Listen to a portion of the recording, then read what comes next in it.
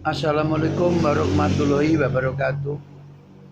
Anak-anak yang berbahagia, tiba saatnya lah kita pada semester 2 tahun ajaran 2020-2021 kita awali dengan pembelajaran sejarah kurikulum peminatan dengan tema perkembangan nasionalisme Indonesia dan latar belakangnya. Latar belakang tentang adanya nasionalisme Indonesia. Kesadaran nasionalisme bangsa Indonesia merupakan hasil dari para orang-orang terpelajar dan intelektual yang menjadi kunci utama dalam gerakan nasionalisme Indonesia. Mereka para kaum terpelajar tersebut merupakan hasil dari sistem pendidikan yang diadakan oleh pemerintah kolonial Belanda. Gerakan-gerakan yang dilakukan untuk mencapai kemerdekaan tidak lagi dilakukan dengan senjata melainkan organisasi yang modern.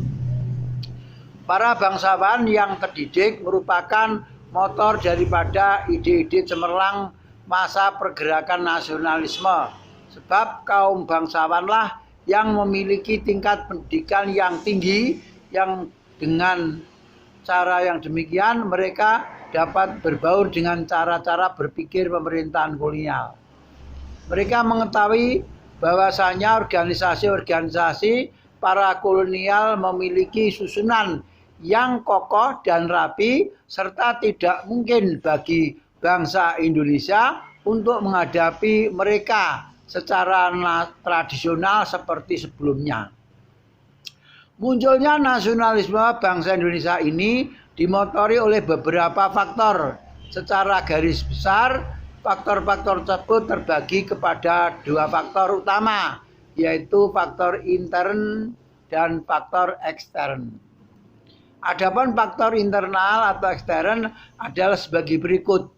Penindasan serta kezaliman yang dilakukan oleh pemerintah kolonial pada bangsa Indonesia membuat tali persaudaraan menjadi semakin kuat atas dasar senasib dan sependeritaan. Hal itu disebabkan oleh kekuasaan kolonial yang memiliki seluruh Nusantara menjadi kesatuan politik, pemerintahan, dan hukum.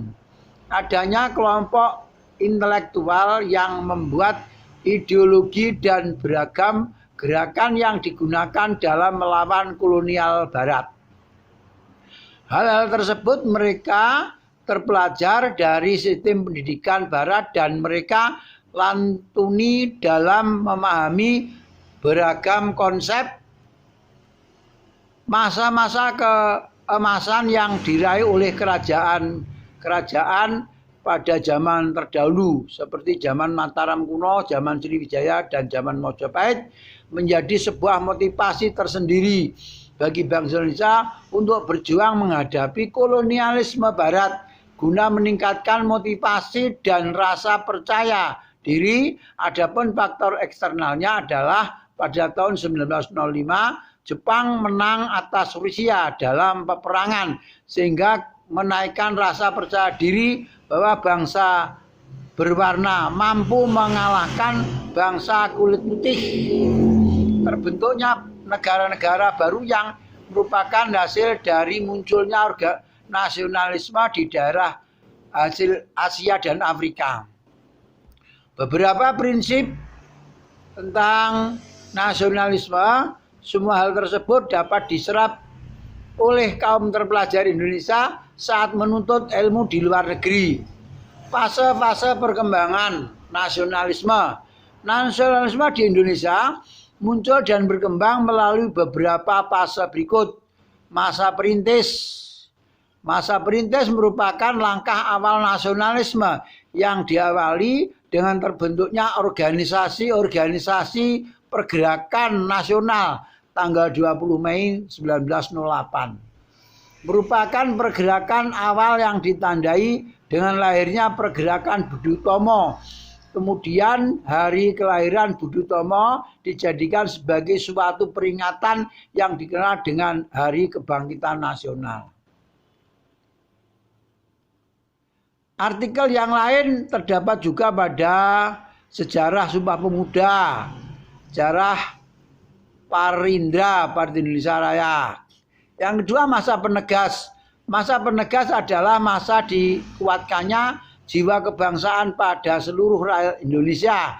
Penegasan tersebut dibuktikan dengan adanya Sumpah Pemuda tanggal 28 Oktober 1928.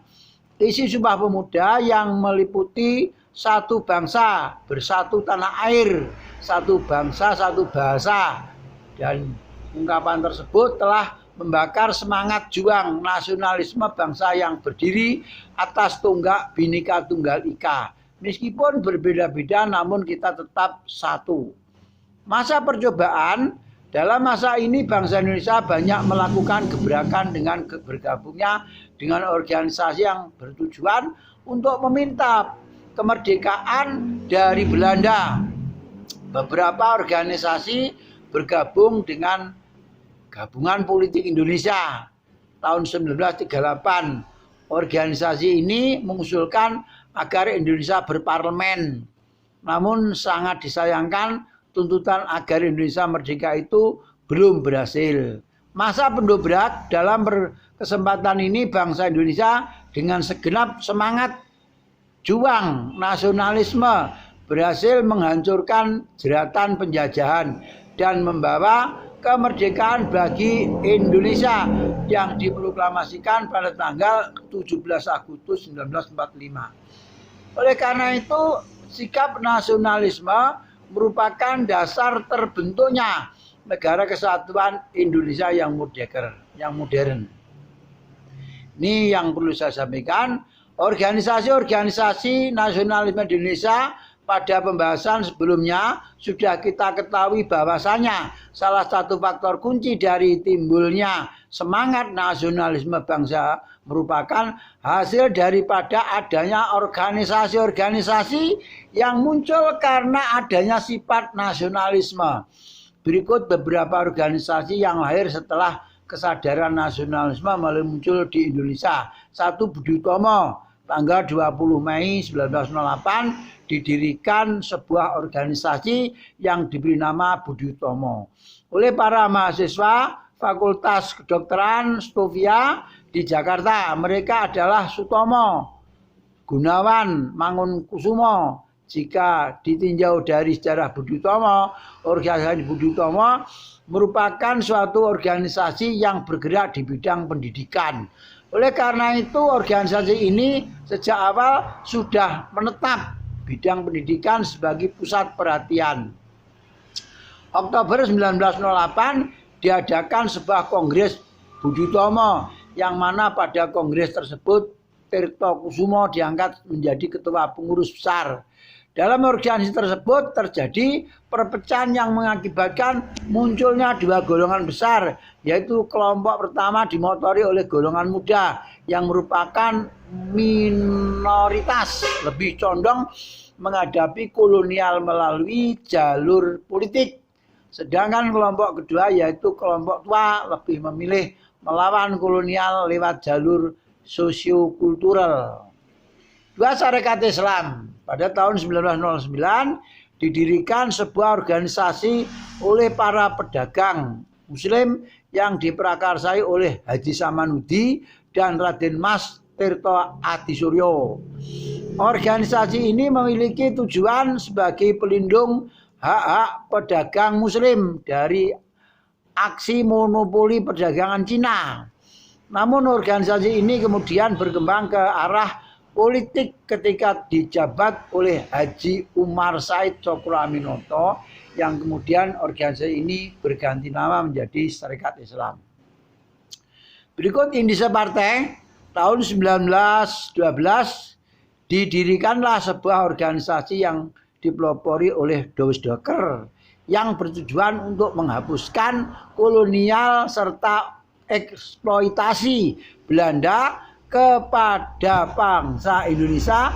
Belanda yang disebut indise partai. Selanjutnya Dawes mengajak Suwardi Suryaningrat dan juga Cipto Mangunkusumo untuk memajukan organisasi jika ditinjau dari sejarah Indonesia Partai yang merupakan partai pertama yang secara terang-terangan menuntut kemerdekaan Indonesia. Berikut Muhammadiyah, 18 November 1912, didirikan sebuah organisasi yang dipelopori oleh Kiai Haji Ahmad Dahlan di Yogyakarta. Organisasi ini bertujuan untuk memurnikan peribadatan ajaran agama Islam. Gebrakan yang dilakukan organisasi ini mendapat pengakuan dari pemerintahan dan sebutan dari rakyat melalui jalur mendirikan sekolah, rumah sakit, dan panti asuhan. Berikut Perhimpunan Indonesia. Pada tahun 1925 didirikan sebuah organisasi yang merupakan perkembangan dari beberapa organisasi yang menyulut semangat mahasiswa, yang kemudian organisasi ini semakin aktif dalam memberantas kolonialisme. Hal tersebut terlihat dari keaktifannya dalam mengikuti Kongres Liga Demokrasi Perdamaian Internasional di Paris pada tahun 1926. Kemudian Perhimpunan Indonesia hadir dalam Liga Aksi Kolonial di Brussels. Urian singkat di atas menjelaskan secara singkat sejarah Perhimpunan Indonesia. Berikut Partai Nasional Indonesia. 4 Juli 1927 didirikan sebuah organisasi yang dipelopori oleh Insinyur Soekarno dengan dibantu oleh mahasiswa yang melaksanakan studi di Bandung. Organisasi ini semakin marak ketika PKI dilarang pemerintah yang disebut Partai Nasional Indonesia. Jika ditinjau dari sejarah Partai Nasional Indonesia, organisasi ini didirikan dengan tujuan untuk meraih kemerdekaan Indonesia. Oleh sebab itu, organisasi ini termasuk organisasi yang radikal. Metode penyampaian dilakukan melalui pertemuan akbar yang mengikut sertakan rakyat sehingga rakyat dapat belajar politik secara langsung dari pemimpin. Banyak tokoh dari organisasi ini yang ditangkap kemudian dipenjara atau dibuang ke berbagai daerah, termasuk Insinyur Soekarno melakukan pidato pembelaannya di Pengadilan Negeri Bandung. Beliau berpidato dengan judul Indonesia Menggugat. Namun pidato tersebut tidak dapat menyelamatkan beliau dari penjara selama 4 tahun. Ya, demikianlah anak-anak yang perlu saya sampaikan keterangan dari saya tentang awal sejarah nasional Indonesia. Awal sejarah nasional Indonesia. Mudah-mudahan bermanfaat bagi Anda sekalian. Kita akhiri akhirul kalam wabillahi taufiq wal hidayah. Wassalamualaikum warahmatullahi wabarakatuh.